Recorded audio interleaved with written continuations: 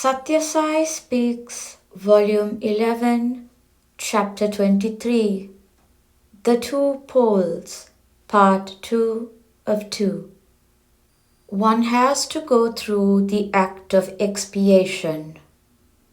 A study of the lives of the great men of past ages in Bharat will reveal that they were candid enough and brave enough to confess their sins before everyone.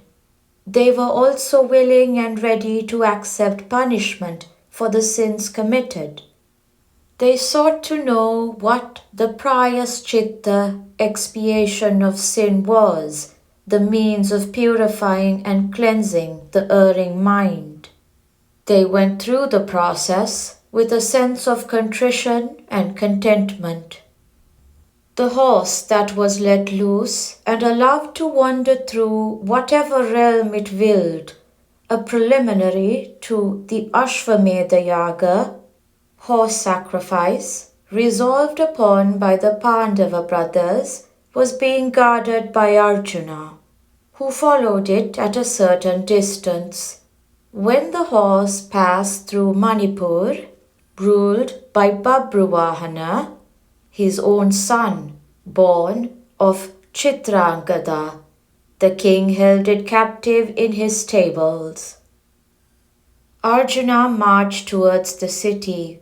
When Babruvahana heard of his arrival and knew that he was his father, he went forward with all his courtiers, kinsmen, and priests to give him the welcome due to the father. But Arjuna invited him for combat and said, having stopped the horse, you must fight and not cringe before its guardian. Earn it on the field of battle. Do not be a blot on the fair name of Kshatriya. His mother too urged him not to shirk his duty, whoever be the guardian of the horse, or whatever his kinship with him. When the call of war is heard, no Kshatriya should creep back, she asserted.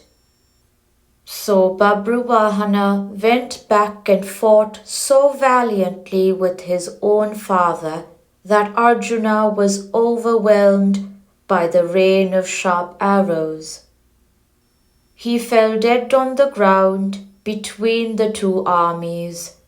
Babruvahana was plunged in agony. At that moment, a divine nymph, Ulupi by name, came upon the scene and consoled the son. Do not grieve. This is but the play of fate. It is written that Arjuna should suffer death at the hands of his son as an act of expiation for his misdeeds. Now, touch him and he will rise up alive. This was done and Arjuna regained consciousness. The two entered the city happily and were welcomed by Chitrangada.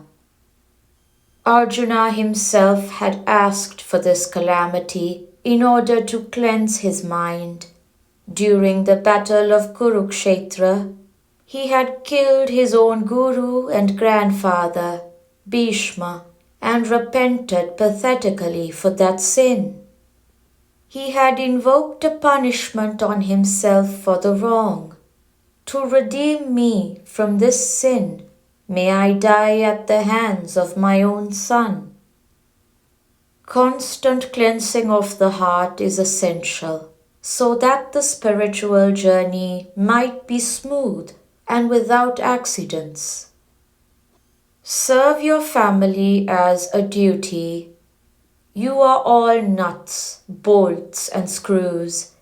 Even the smallest screw is important. If it were to think, I am just a small screw, what does it matter if I am not cent% efficient? A fatal accident can easily happen. Do not neglect your duty wherever it lies. Have self-control so that the senses may not run amok. Serve your family as a duty, not with more attachment than is due.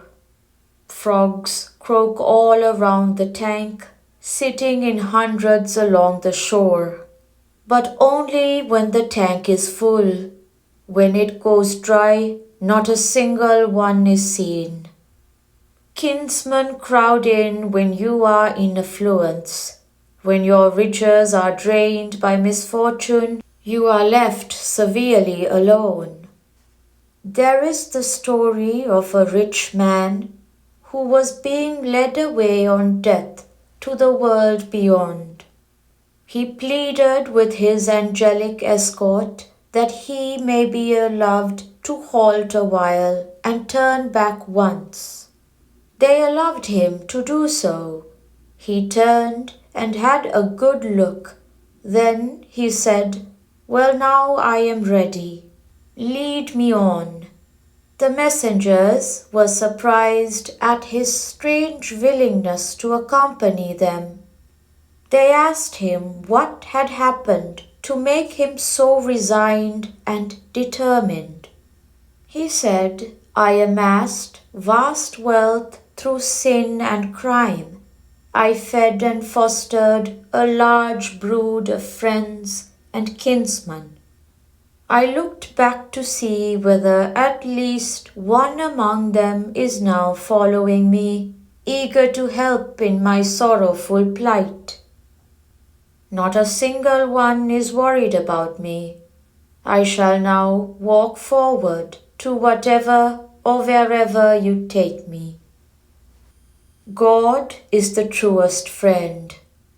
A sage has described the spiritual family which will never hurt you with such ingratitude.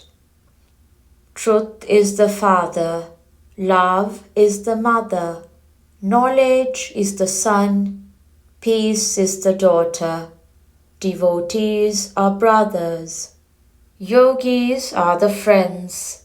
Cultivate this type of family. You can be happy in their midst.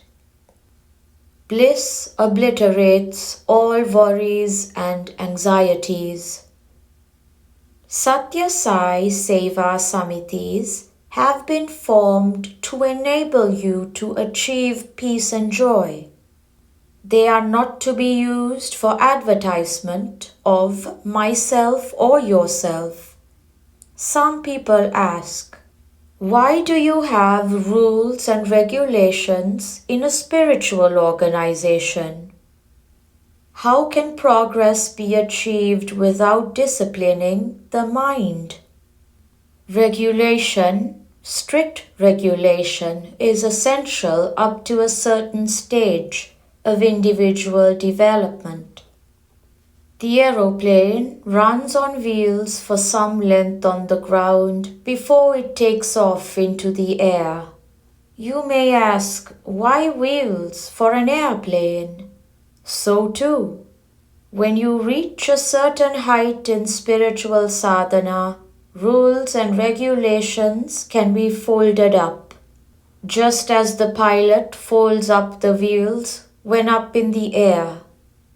While serving others through the samiti, do not forget to do some sadhana for your own advancement. Paraseva, service to others, is the negative pole. Atma Seva, service to oneself, is the positive pole. And when they meet, the flash of Ananda, bliss, emanates. Bliss obliterates all worries, all fears, and all anxiety. March on to that consummation through sadhana and seva.